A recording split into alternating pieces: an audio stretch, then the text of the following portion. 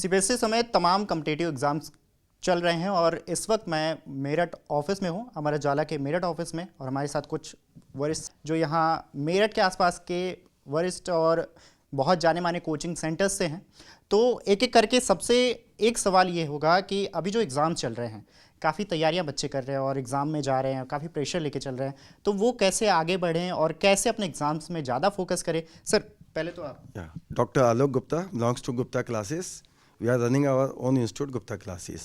Basically अभी board exam जैसे चल रहे हैं, बच्चे प्रेशर लेते हैं पेपर से पहले, तो प्रेशर लेना नहीं है। उन्हें बोर्ड में एग्ज़ाम में अपना 100% दे के आना है, मोर देन 100 नहीं देना। जो आपने पढ़ा उसका रिवीजन करना है और आपको रात में रेस्ट जरूर करना है। तो we are career counsellor also. तो 10th के बाद आपके पास बहुत सारे ऑप्शंस हैं, क्योंकि आज जो बच्चा सोचता है क्या मैं इंजीनियर बनूं, डॉक्टर बनूं, नहीं, इसके अलावा भी बहुत सारे एग्ज़ाम्स हैं। जैसे CUET हो गया, सेंट्रल यूनिवर्सिटी एंट्रेंस टेस्ट हो गया, क्लैट हो गया, उसके बाद बच्चा IP मैट हो गया, BBA प्लस MBA इंटीग्रेटेड हो। तो 10th के बाद हम पे बहुत सारे ऑप्शंस हैं।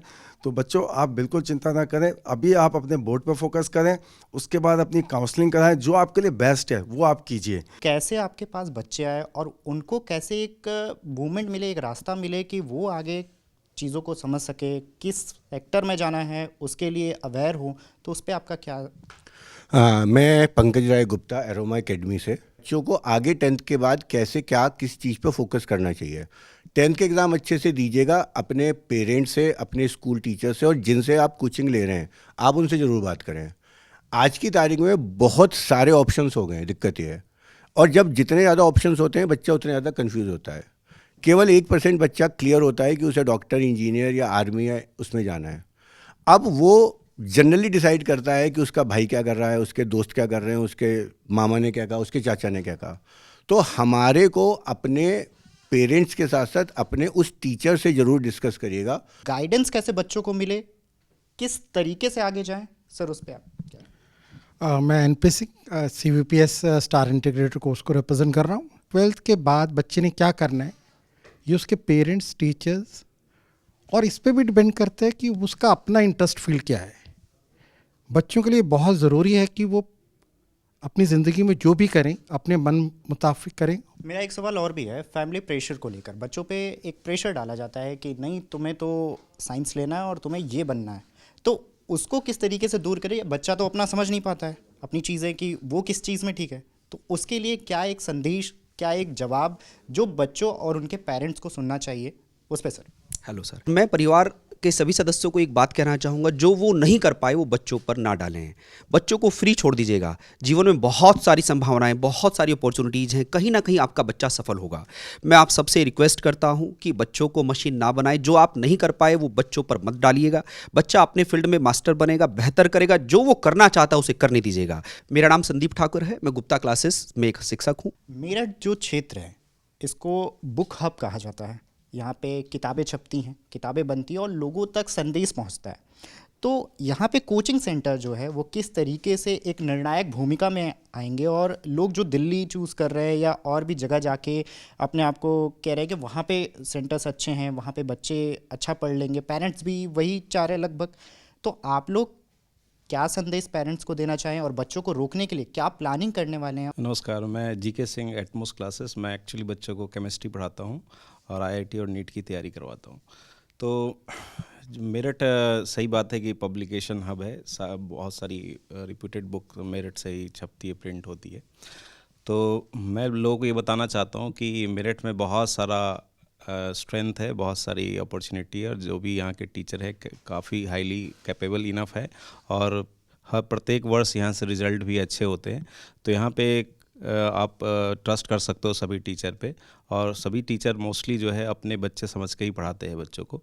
तो बेटर होगा कि आप अगर दूर भेजते हो उससे ज़्यादा अच्छा है कि घर के पास रहे, घर का भी उसको फूडिंग वगैरह और होम सिकनेस भी नहीं होगा, प्लस पेरेंट यहाँ के जो टीचर हैं बच्चों को अपना समझ के ही पढ़ाते हैं और वो पर्सनल गाइडेंस भी देते हैं बच्चों को। तो मेरा सजेशन ये रहेगा कि मेरठ में ही रह के पढ़िए। मेरा एक्सपीरियंस इस बात को लेकर है, हर चीज़ के दो पहलू हैं। बहुत से लोग, बहुत से टीचर्स ऑनलाइन को बुरा मानते हैं, पर दो पहलू हैं। आप टेक्नोलॉजी को इग्नोर नहीं कर सकते। मेरा जो सिस्टम है, मेरी जो क्लास चलती है वो हाइब्रिड मोड में चलती है।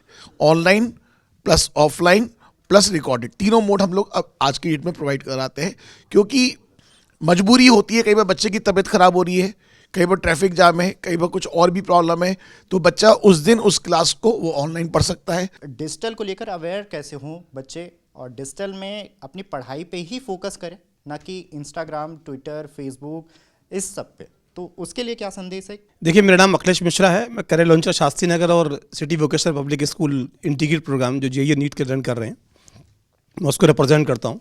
लास्ट मोमेंट पे आके दो तरह के बच्चे सामने आते हैं। एक बच्चे वो आते हैं कि बोलते हैं कि हमने पूरे साल पूरा स्टडी किया और लास्ट मोमेंट पे आके हमें कुछ भी याद नहीं आ रहा। वो नर्वस फील करते हैं कि हमें सब भूल गए, जो हमने फॉर्मूले याद किए थे, जो हमने क्वेश्चंस किए थे। 80% बच्चा जो आज के टाइम में 4 to 6 आवर्स उसका स्क्रीन टाइम है, वो बेसिकली ऑनलाइन क्लास के बहाने या किसी और बहाने कि यूट्यूब पे वीडियो देख रहा है। मैक्सिमम बच्चा अपने टाइम को डिस्ट्रॉय कर रहा है और उसका रिफ्लेक्शन ये आ रहा है। मैंने एक बुक में पढ़ा था कि यदि आपका स्क्रीन टाइम इतना होता है तो आपकी जो कंसंट्रेशन है वो 6 to 8 सेकंड में गायब हो जाती है। तो मेरा मानना यह है कि बच्चों को सोशल मीडिया से, यूट्यूब से, जहाँ से भी वो लेक्चर ऑनलाइन देखना चाह रहे हैं, इसको अवॉइड करना चाहिए। 100% ऑफलाइन मोड में काम करना चाहिए, तभी रिजल्ट आएगा। सही पाथ को चूज़ कैसे करें, वो किस चीज़ में बेटर हैं, आप लोग कैसे उसको देखते हैं, कैसे करियर काउंसिल करते हैं, उस पर बताइए। मेरा नाम मोहित सिंह, मैं बिजनौर वेक्टर अकेडमी से हेड ऑफ केमिस्ट्री हूँ। मेरा इतना मानना है, मेरी सभी पेरेंट्स से ये एक रिक्वेस्ट है कि आजकल उनका अपने बच्चों के साथ कम्युनिकेशन गैप बढ़ चुका है, बातचीत नहीं होती है, उसके मन में कुछ और है, आप कुछ और चीज़ उसके ऊपर थोप दो, तो ये बिल्कुल ना करें। बच्चे के साथ कम्युनिकेट करें, आप अपने बच्चे को पहचानें। सक्सेस की कोई डेफिनेशन, कोई कोर्स नहीं होता। आप जहाँ खुश हो, आप जहाँ सैचुरेट हो गए हो, वो आपके लिए सक्सेस है। आपको ये लग जाएगा कि आप जिस फील्ड में करना चाहते हैं, अपने पेरेंट्स से उसके लिए बातचीत करें, बिना किसी अपने एनवायरनमेंट को देख के पेरेंट्स से कि वो ये कर रहा है तुम भी वहाँ चले जाओ, ये कर लो। ऐसा कुछ नहीं है। आपका बच्चा अपने में सुपर है, किसी और का बच्चा किसी और में चीज़ में सुपर है। जो टीचर और बच्चों के बीच में गैप था वो काफ़ी आ गया है, तो उस पर आपका टेक क्या है? नमस्कार, मैं Sameer sir, legal success law classes से। कमी ये है कि हम पेरेंट्स जो हैं बच्चों के साथ बहुत अच्छे तरीके से ट्रीट नहीं कर रहे, हम उनको अवॉइड करते हैं, हम उन्हें डांटते हैं, और ये कमी है। तो इसका एक सॉल्यूशन ये है कि जब आप 10th में स्कूल में हो, 12th में हो, या किसी करियर ऑप्शन को चूज़ करें किसी कोचिंग इंस्टीट्यूट में कहीं भी, तो बोथ ऑफ देम, चाइल्ड भी और पेरेंट्स को, दोनों को एक साथ आना चाहिए, और जो काउंसलर है, टीचर है, उनके साथ एक 1-to-1 एक बहुत अच्छा सेशन होना चाहिए, ताकि बच्चे के ऊपर भी कोई प्रेशर ना हो पेरेंट्स का, और पेरेंट्स बच्चे के व्यू को समझ सके जो अपने पेरेंट्स से वो शेयर नहीं कर पाते हैं। So that is the solution according to me. मेरा एक सवाल और भी है कि मेरठ में जो चीज़ें हैं, आप लोगों के इंस्टीट्यूशंस हैं, उनको आगे बढ़ाने के लिए, अपने तरफ बच्चों को आकर्षित करने के लिए या बच्चों को सही शिक्षा देने के लिए आप लोगों ने क्या पैटर्न बनाया था? कहाँ कमियाँ रह गई कि बच्चे दूर भाग रहे हैं, और अब क्या सॉल्यूशन है उसका, और आप लोग उसके लिए क्या तैयारियाँ करने वाले हैं सर? देखिए, मेरा नाम गौरव शर्मा है और मैं आईआईटी की कोचिंग देता हूँ। मैथमेटिक्स मेरा सब्जेक्ट है। मैं पीएल शर्मा रोड पे लर्निंग सेंटर का हेड हूँ। हम उसको 11th के नज़रिए से देखते हैं, बट वो 10th क्लास पास करके आता है, जो कि 16 साल का लड़का होता है।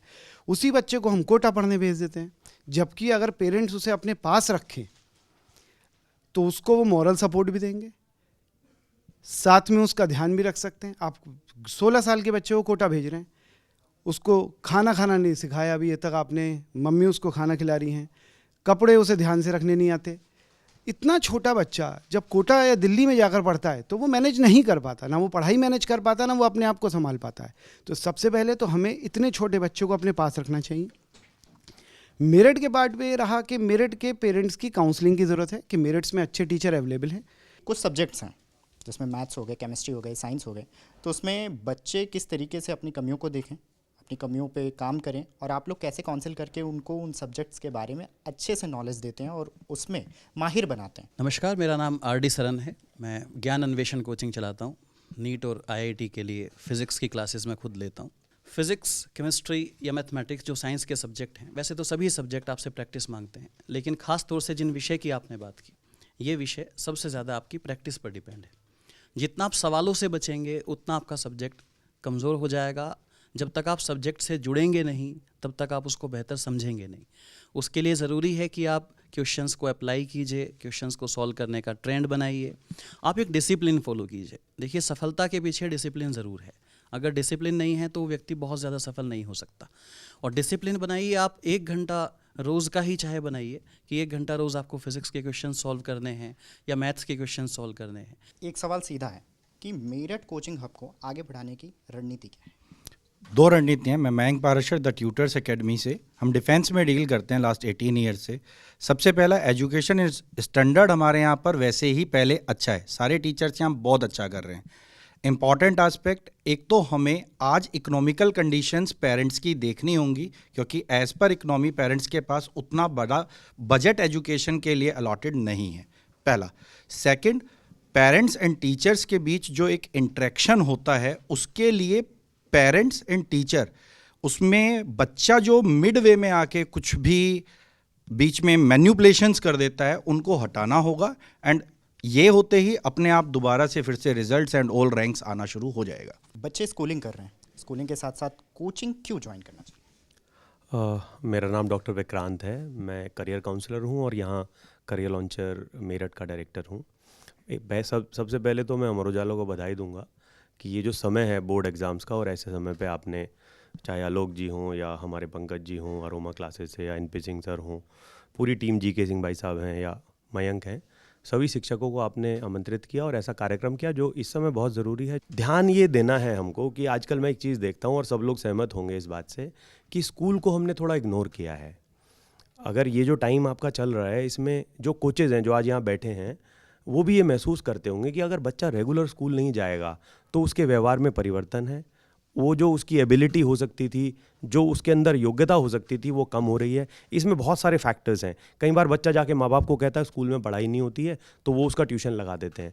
कई बार उल्टा होता है कि बच्चा सब्जेक्ट में थोड़ा वीक है तो हमने उसका ट्यूशन लगा दिया, लेकिन हम ये कहते हैं कि ट्यूशन जा रहे हो तो स्कूल क्यों जाते हो। यानी दोनों तरफ से वो बात होती है। जबकि जब मैं स्कूल जाता हूँ, बच्चों से मिलता हूँ, टीचर से मिलता हूँ, सब लोग इसी बात को लेके परेशान है कि वहाँ अटेंडेंस बहुत कम है। तो मेरा पेरेंट्स से बहुत बड़ा रिक्वेस्ट है कि आप ये ध्यान दें कि आपका बच्चा 100% अटेंडेंस दे। उससे कहीं ना कहीं सब्जेक्ट्स पे उसका कमांड आएगा। अगर वो किसी सब्जेक्ट में कमज़ोर है तो उसका ट्यूशन लगवा दें। सफ़र, उम्मीद, जिज्ञासा, तो बच्चों का जो एक सफ़र होता है, उनकी एक उम्मीद होती है कि सफलता मिल जाए, एक जिज्ञासा होती है कि मैं इस चीज़ में आगे बढ़ जाऊं। तो उसको आप कैसे देखते हैं, बच्चों को कैसे ट्रीट करते हैं? मेरा नाम रिया चावला, मैं ब्रांच हेड हूँ करियर लॉन्चर मेरठ की। हमारी ये ब्रांच पिछले 20 सालों से शहर मेरठ में चल रही है और अभी तक बहुत सारे बच्चों को हम लोगों ने सफल बनाया है। और जो आपका क्वेश्चन है, इसको मैं स्टार्ट करूँगी एक कोटेशन से, that the best way to predict your future is to create it today. So अगर हम बच्चों के सफल होने की बात कर, सफ़र की और सफल होने की बात करते हैं, तो डेफिनेटली इसमें बच्चे को काम तो खुद करना पड़ेगा। Right guidance, right mentoring, right training, right parent की अंडरस्टैंडिंग, बहुत सारे, जैसा कि सर ने कहा, एक 3 लोगों का टीम बनकर कॉम्बिनेशन इसमें जो है हेल्पफुल होगा, चाहे वो पेरेंट हो, बच्चा हो या एक टीचर हो। अब ऐसे में अगर बच्चे को क्लैरिटी है, तो उसका विजन क्लियर है, तो उसके पास अपने आप एक सेल्फ मोटिवेशन, एक सेल्फ डिसिप्लिन उसको रहेगा, तो सफ़र उसका अच्छा भी होगा और जो है उसको एक क्लैरिटी रहेगी कि मुझे क्या करना है, तो उसको सफलता भी मिलेगी। तो सबसे पहला इंपॉर्टेंट चीज़ है कि गोल क्लैरिटी। मैं इसको बताना चाहूँगी एक एग्जाम्पल के थ्रू। जैसा कि हम लोग सभी कोचिंग सेंटर्स की बात कर रहे हैं, और अगर बच्चा जो है अपना आफ्टर 10th स्ट्रीम, जैसा कि सर ने कहा, सेलेक्ट कर रहा है, या आफ्टर 12th अगर वो अपना कोर्स या करियर डिसाइड कर रहा है, तो अगर ये वो अपनी अच्छी राइट प्लानिंग के साथ करेगा, अपने पेरेंट्स, टीचर और खुद के साथ 100% अपने आप को ऑनेस्ट रखकर तोलेगा कि मैं कहाँ स्टैंड करता हूँ, तो आई एम श्योर कि जो उसका सफ़र है वो अच्छा भी होगा और उसकी मंजिल भी उसको मिलेगी, उसे कामयाबी भी इसमें मिलेगी ज़रूर। मैम, बच्चों का एक जो डर होता है कि कोचिंग ज्वाइन कर रहे हैं, उनको चीज़ें वो मिले या ना मिले, तमाम बहुत सी कोचिंग है, यूट्यूब पे भी देख रहे हैं और सोशल मीडिया पे भी देख रहे हैं, वो थोड़ा डाइवर्ट होते हैं, तो उस पर क्या है? बिल्कुल, क्योंकि आजकल फ़ोन सभी के हाथ में है और जैसा कि कोविड के बाद की बात हुई, तो कोविड एक बहुत बड़ा इसमें हम जिम्मेदार ठहराएंगे कि जिसकी वजह से फ़ोन जो है छोटे छोटे बच्चों के पास अवेलेबल हो गया है।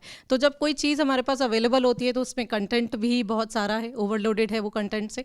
यहाँ पर देखिए मेंटरिंग जो है, सही मेंटरिंग का रोल आता है। ऐसा नहीं कहेंगे कि यूट्यूबर्स ख़राब हैं या ऑनलाइन कंटेंट ख़राब है, कोई चीज़ ख़राब या सही नहीं है एग्जैक्टली, लेकिन हाँ, बच्चे को एक लिमिटेड सीमा में ऑनलाइन अवेलेबल रहना चाहिए, क्योंकि जब हम ऑनलाइन रहते हैं तो हमारे पास और भी ज़्यादा डिस्ट्रैक्शंस आ जाती है। पढ़ने बैठे थे लेकिन हाँ व्हाट्सएप का, इंस्टाग्राम का रील, पिंग, नोटिफिकेशन उसको 100% डाइवर्ट करेगा। तो आप अगर कंटेंट की बात करते हैं तो अगर आपके पास वो ऑफलाइन अवेलेबल है, चाहे किसी बुक के सोर्स में या किसी अच्छे मेंटर के सोर्स में, तो आपको पहले उससे जो है उस चीज़ की पूर्ति करनी चाहिए। इफ़ इन केस आपका सॉल्यूशन जो है क्वेश्चन का ना तो वो आपका टीचर दे पा रहा है, ना ही आपका जो है कोई और फेमिलियर कलीग फ्रेंड दे पा रहा है, तब आप जाकर उसको ऑनलाइन सर्च करें, क्योंकि यहाँ पर डिस्ट्रैक्शन जो है वो बहुत इंपॉर्टेंट रोल प्ले करती है। आपका जैसा मैंने बताया कि एक चीज़ जो आप ढूंढने बैठे थे, अगर आपको क्लैरिटी नहीं है, वो लग तो रहा है कि अभी सर्च करूंगा एकदम आ जाएगा, बट बिकॉज वो इतनी ज़्यादा सिंक्रोनाइज नहीं हैं चीज़ें, तो आप ढूंढेंगे एक चीज़ से फिर आप 10 चीज़ों को एक्सप्लोर करेंगे and it will be very very time consuming. चलिए बहुत बहुत धन्यवाद। तमाम सवाल थे, बोर्ड्स चल रहे हैं, उनके जवाब भी मिले। बच्चों को किस तरीके से काउंसिल किया जाए, किस तरीके से वो करियर पाथ को चूज़ करें, उसके जवाब भी मिले। तमाम हमारे साथ शिक्षाविद हैं, तमाम इंस्टीट्यूशन के टीचर्स हैं, उनके डायरेक्टर्स हैं, जो भी चीज़ें हैं उन्होंने बेबाकी से इस पे जवाब दिया, बेबाकी से चीज़ों को बताया। कैमरामैन कमल के साथ तन्मय, अमर उजाला, मेरठ।